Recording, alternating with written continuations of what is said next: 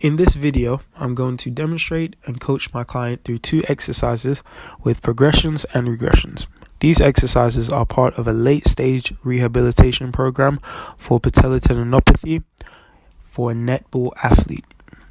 The chosen exercises are a squat and a glute bridge. But prior to this, I will take my client through a tailored warm-up.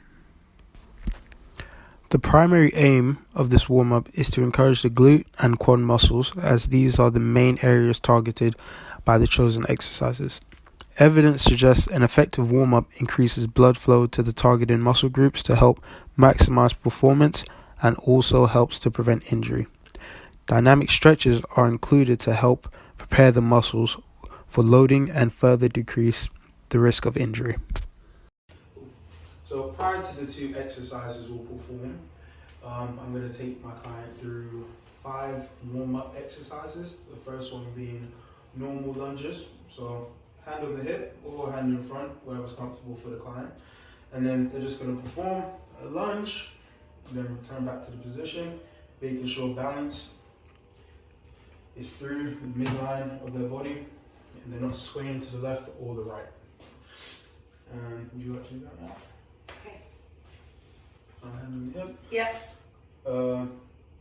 About 2 steps out with just one leg. Yeah. Yep. And then you just lower yourself down into a lunge position. And then just dropping your back knee to the floor, just like that. And then returning back to your starting position. And then you'll switch legs and do the exact same thing. Yeah. You can also take a bit of a bigger step out, just to allow yourself to be a little bit more comfortable through that position. Just like that. The patient or the client will perform 7 reps of those each leg, and then they will then progress to a toe touch to a squat raise. So the patient will touch the toes, go into a deep squat, hands above the head, and then raise up. And they will perform this 7 times. So you'll be feet shoulder width apart. Toes can be pointed slightly out, whatever's comfortable for you. You'll lower yourself all the way down to touch your toe.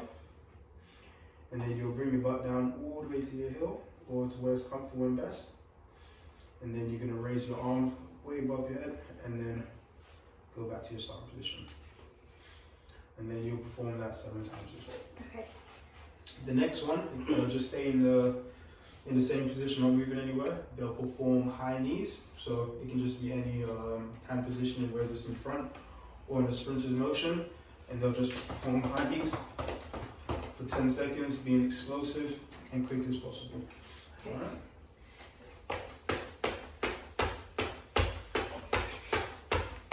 Perfect. You got it there. Excellent. The next one they'll perform is crab walks. So they'll be in a slightly athletic stance, soft knees, and they'll simply just perform 2 small steps out, and then 2 small steps to the left and to the right as well. So slightly under the knees. Oh.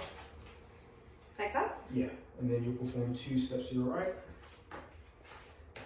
and then back to the left. Okay. And then the next one is similar variation, but they'll be going forward, so the patient can turn their body.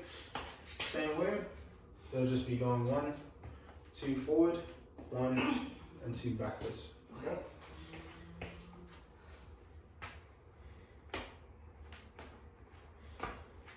Just like that. That's a bit awkward. And those are the 5 warm-up exercises. The first exercise we'll perform is a double leg squat. Double leg squat is a good exercise to perform, as it puts eccentric and concentric load onto the patellar tendon, and evidence suggests that this is good for rehabilitation for tendinopathy. So my patient will be in a feet shoulder width stance, soft bend in the knees. Feet can be pointed out or just straight in front, wherever's comfortable. Hands on hip or in front. Keeping the chest upright through the movement.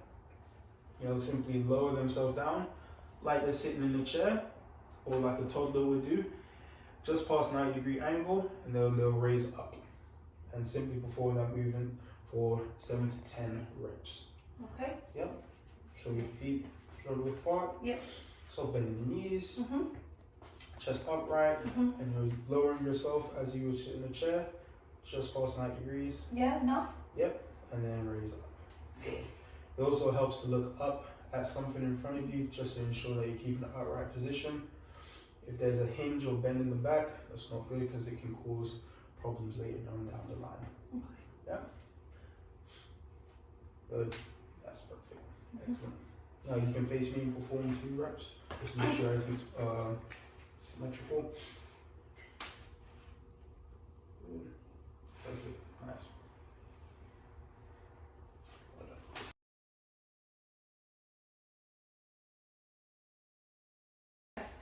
So progression for this exercise, if the athlete feels like this is too easy for them, they can either one, increase the reps sets. They can also increase the load through weights, if there are weights available, through water bottles and such during our time. Or they can perform single leg squats. So the patient will still be in the same position. They can have support on the wall if they need to, but if they're comfortable performing a single leg squat, they'll simply put one foot in front, gain their balance, and lower themselves as much as possible, and raise up again. Okay. So one, balance, and then up. Good. Perfect. You want to face me and do it? I'll try one holding on. So the patient can hold on to the wall, making sure there's just balance. Good. Excellent.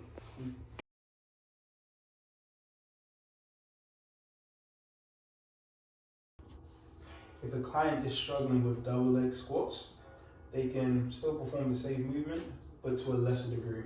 So I ask the athlete to go into a squat position, feet shoulder width apart, slight bend in the knees, and they'll simply just lower themselves just to a 20-30 degree angle, nothing too far, and then back up again. Still maintaining good posture, chest up high, head high, and then lowering of the hips, just like that. And if they're suffering due to pain, once pain decreases, you can obviously go down lower and lower when it's comfortable.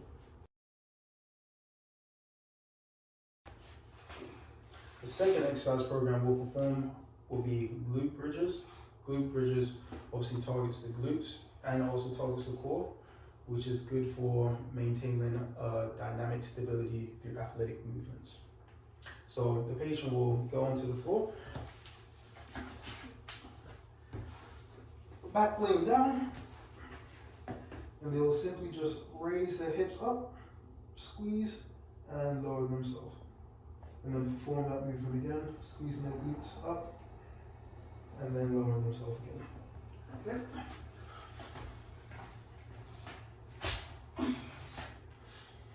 Feet here? Yep, feet shoulder width apart, make sure there's balance. Okay. Place your hand where it's best comfortable. Okay. And then dusting your hips up, squeezing the glutes, and then controlling the movement back down. Making sure you're keeping a nice engaged core as well through the movement. Okay. Squeeze, and then back down. Excellent. The athlete will perform this movement again, 8 to 10 reps for 3 sets. So if the athlete is finding a double leg glute bridge easy to perform, we can progress this exercise by performing single leg glute bridges. So the patient will kick either leg out wherever's comfortable with first. So this one, it will be their right leg. They will then engage their core by sinking their stomach in and pressing their lower back into the floor. And then they'll simply raise up, maintaining balance, and then lowering themselves again, not allowing the hips to drop on the side the leg is up. And again, they'll perform this 7 to 8 times. Okay. Excellent. Engaging the core, making sure the hips are level, and lowering down again. Excellent. Now, if the patient is struggling with the normal double leg glute bridge, a regression would be to using their arms as support and to also just lower themselves up, not as much, so probably 3 to 5 inches off the floor, and then back down again. As they get more comfortable, they can remove the support of the arm and place them on their chest, and then again 3 to 5 inches, and then slowly progressing from there. Excellent.